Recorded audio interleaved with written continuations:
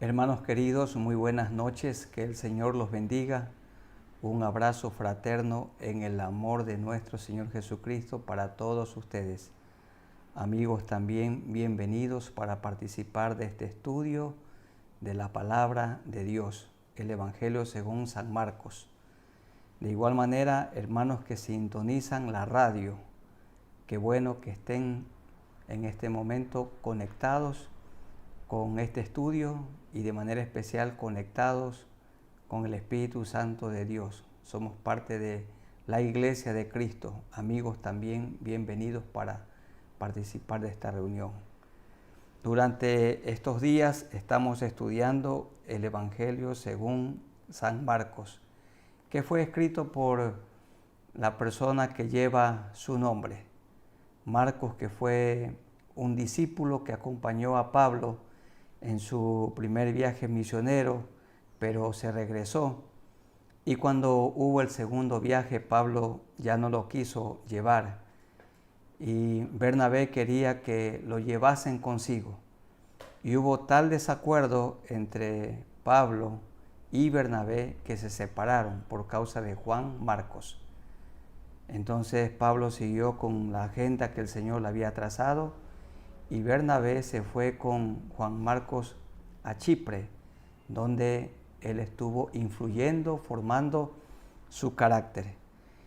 Y también tuvo contacto con Pedro, al punto que Pedro en la primera carta le dice: mi hijo amado, Juan Marcos. Lo que Marcos oyó de Pedro en sus enseñanzas, en sus predicaciones, en sus consejerías, en todo lo que Pedro decía, esto caló muy hondo en Juan Marcos y tuvo el material necesario, suficiente, para escribir su corto evangelio, el Evangelio según San Marcos. No hay duda, escrito antes del año 70 después de Cristo, antes de la destrucción de Jerusalén. Y este evangelio fue escrito de manera muy especial para los romanos, esto es, para los gentiles, entre los cuales estamos ustedes y yo. Entonces vamos orando al Señor para que Él nos dirija, su Espíritu Santo nos presida al participar en esta noche del estudio bíblico con el tema Instrucciones para los discípulos de Cristo. Instrucciones de parte del Señor para nosotros, los que somos sus discípulos. Oremos al Señor. Soberano Dios, nos acercamos a ti en esta noche que estamos participando de este estudio bíblico del Evangelio según San Marcos. Gracias, Señor, por todo lo que hemos aprendido de este Evangelio, el segundo en el orden como están escritos, por tantas bendiciones recibidas. Gracias, Señor, porque el Espíritu Santo de Dios inspiró a Mateo, a Marcos, a Lucas y a Juan para escribir los 4 evangelios. 2 de los 4 escritores fueron discípulos oculares, presenciales, fueron muy cercanos, íntimos del Señor Jesucristo. Ellos fueron Mateo y Juan. Y 2, tanto Marcos como Lucas, no fueron discípulos presenciales, pero ellos escribieron lo que oyeron de las personas que vieron. Ellos eran investigadores, ellos indagaron y escribieron la verdad dirigida por el Santo Espíritu de Dios. Ninguno le copió a otro, sencillamente cada uno fue escritor independiente, guiado por el Espíritu Santo de Dios. Y los 4 evangelios tienen una perfecta armonía. No hay contradicciones. Sí hay aparentes contradicciones, pero no hay contradicciones, porque la palabra ha sido inspirada por ti. Otra vez, muchas gracias por todo lo que nuestras vidas han sido enriquecidas al estudiar el Evangelio según San Marcos. Guíanos en el nombre de las instrucciones para los discípulos de Cristo, y hay 10 instrucciones, comenzando en Marcos 8, desde el verso 27 hasta el capítulo 9, el versículo 50. Desde Marcos 8, desde el verso 27 y todo el capítulo 9, tenemos nosotros las instrucciones de nuestro Señor Jesucristo para nosotros, los discípulos de Cristo. Vamos a revisar estas instrucciones. Vamos a ir leyendo, explicando, interpretando y aplicando a nuestras vidas. Tomen sus Biblias, hermanos queridos, amigos también. Si tienen su Biblia allí, ábranla en el Evangelio según San Marcos, capítulo 8. Leamos primero los versículos 27 al 30, que dicen de la siguiente manera: Salieron Jesús y sus discípulos por las aldeas de Cesarea de Filipo, cada vez en una ciudad, y en el camino preguntó a sus discípulos diciéndoles: ¿Quién dicen los hombres que soy yo? Ellos respondieron: unos, Juan el Bautista; otros dicen que tú eres Elías; y otros, alguno de los profetas.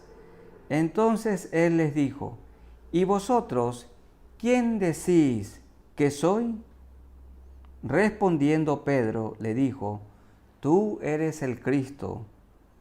Pero él les mandó que no dijesen esto de él a ninguno. Amén. Notamos, como cuando estudiamos Mateo, a Jesús sí le importaba y sí le interesaba lo que la gente opinaba de él. Se suele decir que no nos importa lo que otros piensen de nosotros. Sí nos importa. A mí sí me importa mucho la opinión. Sí me importa mucho lo que la gente a quien sirvo, como el rebaño del Señor, la iglesia del Señor, piensan de mí, lo que piensan mis consiervos. Y aún también la gente en medio de la cual vivo junto a mi familia. Sí nos interesa. Y cierto es que hay falsedades, a veces hay calumnia, todo eso es cierto, pero sí le interesaba al Señor la opinión. Pero más nos interesa el criterio, la opinión que Dios tiene de nosotros. Porque podemos fingir, pero Él conoce el corazón. Él mira lo que el hombre no mira. Él mira el corazón, no solo los pensamientos, sino también las intenciones. Y a Jesús le interesaba, en el verso 29 preguntó: ¿y vosotros quién decís que soy?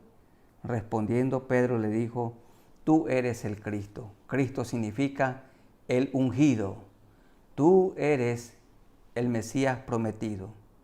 Tú eres el Dios encarnado, el creador del universo.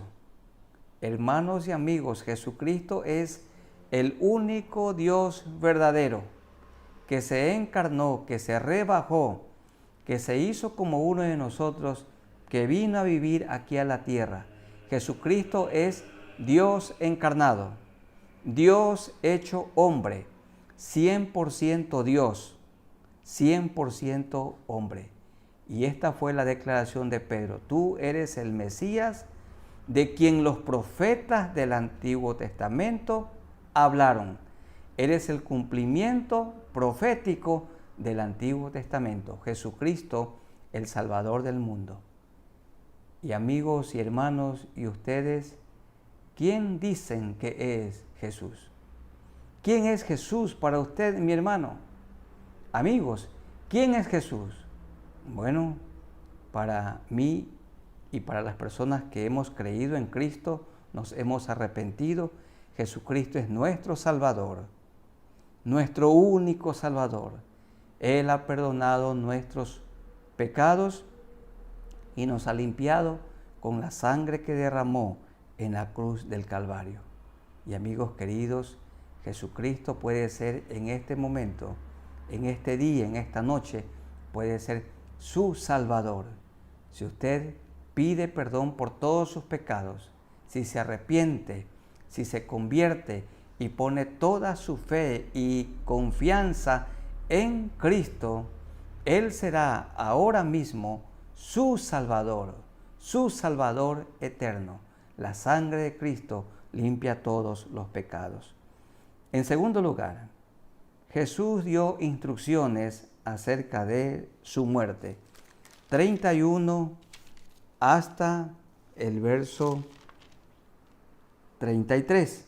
Dice así: y comenzó a enseñarles que le era necesario al Hijo del Hombre padecer mucho y ser desechado por los ancianos, por los principales sacerdotes y por los escribas, y ser muerto, y resucitar después de 3 días. Esto les decía claramente. Entonces Pedro le tomó aparte y comenzó a reconvenirle. Qué triste esto. Pero él, volviéndose y mirando a los discípulos, respondió a Pedro, diciendo: quítate delante de mí, Satanás, porque no pones la mira en las cosas de Dios, sino en las de los hombres.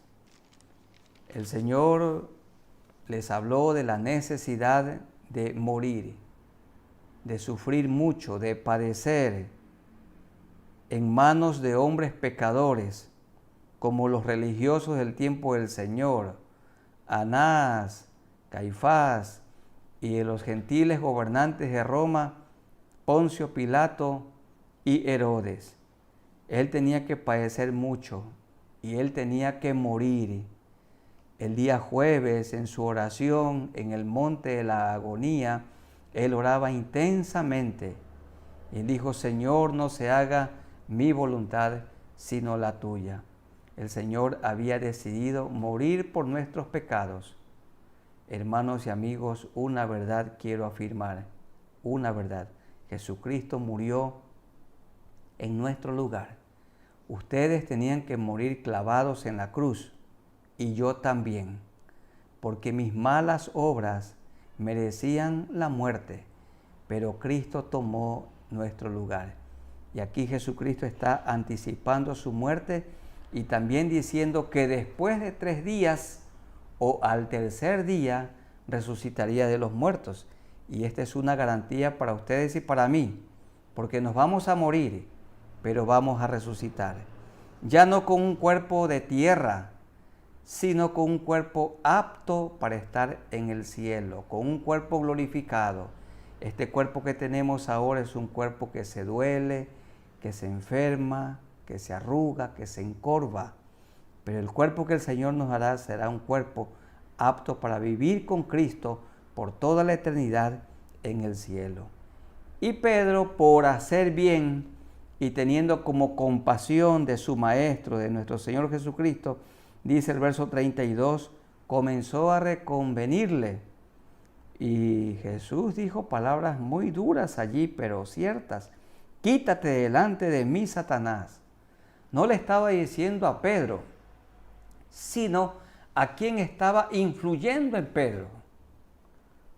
Hermanos y amigos, cuando una esposa insulta a su marido, le dice palabras agresivas, o cuando un esposo ofende a su esposa y la hiere con palabras duras, no es el esposo, no es la esposa, es Satanás usando al esposo o a la esposa para herir, para calumniar, para golpear con las palabras. Satanás es el que está allí instando, influyendo, como dice Pedro, como león rugiente buscando alrededor a quien devorar. Quítate delante de mí, Satanás, porque no pones la mira en las cosas de arriba, sino en las cosas de la tierra. Era necesario que el Señor Jesucristo muriera en nuestro lugar, en su lugar y en el mío como sustituto. En tercer lugar, Jesús explicó el costo del discipulado. ¿Dónde lo explicó? En 8:34 al 38, que dice así: y llamando a la gente y a sus discípulos, les dijo: si alguno quiere venir en pos de mí, niéguese a sí mismo y tome su cruz y sígame. Porque todo el que quiera salvar su vida la perderá, y todo el que quiera perder su vida por causa de mí y del Evangelio la salvará. Porque ¿qué aprovechará al hombre si ganare todo el mundo y perdiere su alma? ¿O qué recompensa dará el hombre por su alma? El que quiere seguir a Cristo tiene que sufrir adversidades, tribulaciones, pruebas, ataques. Tenemos que sufrir desprecios. A veces somos aborrecidos por causa del nombre del Señor. No les caemos bien a mucha gente por la bendición que tenemos de seguir a Jesucristo como el único Salvador. Este mundo tiene sus ídolos, ellos tienen sus dioses, sean personas o cosas, pero nosotros adoramos al Dios verdadero, que es Jesucristo encarnado, el que vino a vivir aquí en la tierra. Y el que quiere seguir al Señor Jesucristo, dijo él en el verso 34, niéguese a sí mismo y tome su cruz cada día y sígame. Cruz implica sufrimiento. Cruz implica padecimiento. Cruz implica muerte. No vivo yo, dijo el apóstol Pablo, mas Cristo vive en mí. Somos seguidores de Cristo. Y está aquí el Señor diciendo, ¿de qué le vale a una persona amontonar en esta vida miles de millones de dólares, pero perder su alma? Los millones de dólares sirven para un pequeño disfrute en esta tierra. Y si es que el rico puede disfrutar esos millones de dólares, porque la gran mayoría son obsesionados con su trabajo y no tienen tiempo para disfrutar de la vida que el Señor les ha dado. Ni disfrutan a su cónyuge, a su esposa, no tienen tiempo para disfrutar con sus hijos, ni con las familias, porque están en la tarea, en el negocio de fabricar dinero. Entonces pueden comprar el mundo, pero perder su alma. Más importante es que nuestra alma esté preparada, esté lista para ir con el Señor al cielo. Pero para esto tiene que haber un arrepentimiento. Amigos queridos, no hay caminos para llegar a Dios. Dicen algunos, las religiones de este mundo, cualquiera de ellas conduce a Dios. No es cierto. Ninguna religión conduce a Dios. Hay un solo camino para llegar a Dios el Padre, y es Jesucristo. Él dijo, yo soy el camino, el único, la verdad y la vida. Nadie viene al Padre sino por mí. Hay que poner la mirada en el Señor y seguirlo a Él. Y sufrir como Él sufrió. De esto está hablando aquí y nos instruye el Señor por medio de San Marcos, que escribió este evangelio, como ya lo hemos mencionado. Ahora veamos en cuarto lugar el capítulo 9. Allí veremos que Jesús